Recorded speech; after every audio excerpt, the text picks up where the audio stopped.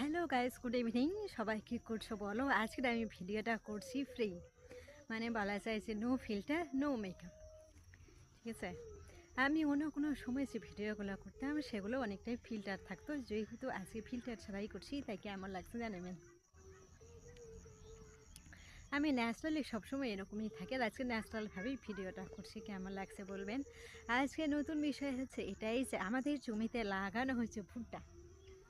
ঠিক আছে, সবগুলো জমিতে লাগানো হয়েছে ভুট্টা। সামনে যতগুলো জমি আছে সবগুলোতে ভুট্টা লাগানো হয়েছে, কিন্তু জমির অবস্থা এমনটা এলোমেলো, মানে ঠিক বোঝাই যাচ্ছে না যে কোথায় ভুট্টা লাগিয়েছে আর কোন লাইনে লাগিয়েছে, মানে বোঝা যাচ্ছে না, একদম এলোমেলো। আগে যেরকম ছিল ঠিক সেরকমই আছে জমিটা, একদম কিন্তু একটুখানিও বোঝা যাচ্ছে না।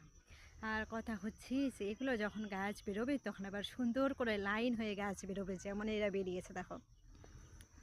সেই জন্য আমি শুধু এটুকু বলতে চাই যে ভুট্টাগুলো যে বেরোয় কিনা, তবে আমি শুনেছি যে ভুট্টা নাকি এখন বেশি দাম হচ্ছে না, মানে বলা যায় যে কুইন্টাল হিসেবেও নাকি 1000 টাকা কি 2000 টাকাই দাম, তার থেকে বেশি হচ্ছে না। তাই তো আমি বাবাকে বলেছিলাম যে ভুট্টা না লাগে আলু লাগাও, নইলে পাটা লাগাও, পাট।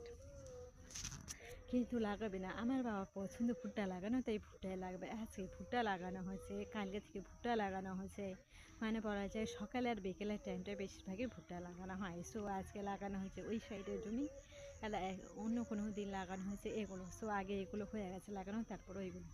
কিন্তু আমার কথা আবার কেউ মানো নাকি, আমি তো বাড়িতে একমাত্র কোনা, তাই না?